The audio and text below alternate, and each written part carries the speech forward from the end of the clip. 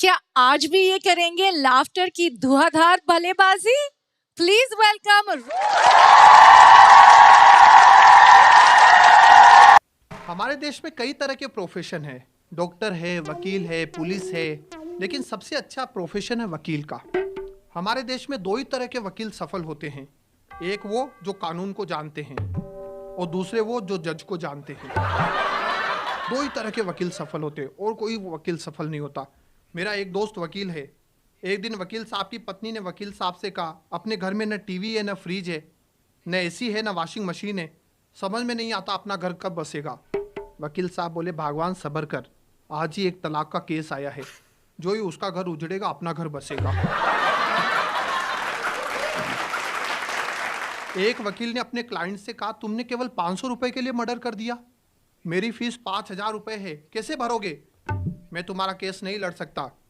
Client बोला, वकील साहब आप केस लड़िए, क्योंकि जब मैं 500 रुपए के लिए मर्डर कर सकता हूं तो आप सोचिए 5000 रुपए के लिए क्या नहीं कर सकता।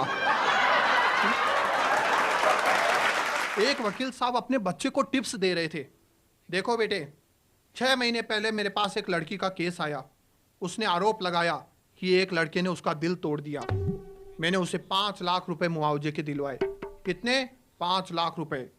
3 महीने पहले मेरे पास एक और लड़की का केस आया, उसने आरोप लगाया कि एक लड़के ने उसे बाइक से गिरा दिया, इसके कारण उसके पैर पर प्लास्टर चढ़ गया। मैंने उसे केवल 500 रुपए मुआवजे के दिलवाए। कितने? केवल 500 रुपए। लड़का बोला, इसका क्या मतलब हुआ? डैडी बोले, इसका मतलब ये हुआ बेटा कि लड़की का दिल मत तोड़ो, उसकी टांग तोड़ो, सस्ती पड़ेगी। अब एक हवाई जहाज आसमान में उड़ रहा था। अचानक कैप्टन ने कहा, हवाई जहाज का इंजन फेल हो गया है, सभी यात्री पैराशूट बांध ले और एक एक करके दरवाजे से कूद जाए। 1 से 10 तक गिनती गिने और फिर पैराशूट का बटन दबा दे। पैराशूट खुल जाएगा और आप सुरक्षित जमीन पर पहुंच जाओगे।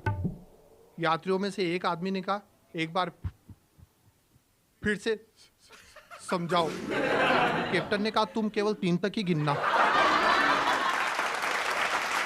10 तक मत गिनना वरना धरती पर पहुंच जाओगे। एक प्रेस वाले ने 5000 गीता निकाल ली, लेकिन बिक नहीं रही। वे परेशान, 5000 गीता छप गई लेकिन बिक नहीं रही, क्या करे? तभी एक आदमी आया, बोला, मैं बेचता हूं, 500 गीता दे दो। वे लोग हैरान, बोले, जिस गीता को हमारे अच्छे अच्छे ट्रेंड सेल्समैन नहीं बेच सके, उसे ये कैसे बेच देगा? फिर भी उम्मीद पे दुनिया टिकी है, ये सोचकर 500 गीता दे दी। वो लेकर चला गया। अगले दिन आया, बोला, सब बिक गई, ये लो पैसे, 500 और दे दो। सब लोग आश्चर्यचकित रह गए। बोले, एक बात बताओ, जिसे हमारे अच्छे अच्छे ट्रेंड सेल्समैन नहीं बेच सके, उसे तुमने बेचा कैसे?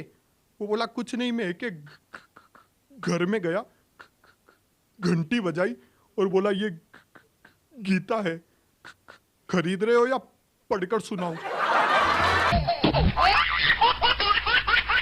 मेरे पड़ोस में सर अजीब लोग रहते हैं, अजीबो गरीब लोग रहते हैं, बल्कि अजीब ढंग के गरीब लोग रहते हैं। सबका कैरेक्टर अलग अलग। मेरा एक पड़ोसी है जो धोती पर शूज पहनता है और कुर्ते पर टाई लगाता है। मैंने कहा, धोती पर शूज क्यों पहनता है? बोला, ये हमारी परंपरा है, यू नो, मेरे पिताजी भी धोती पर शूज पहनते थे, मेरे पिताजी के पिताजी भी धोती पर शूज पहनते थे।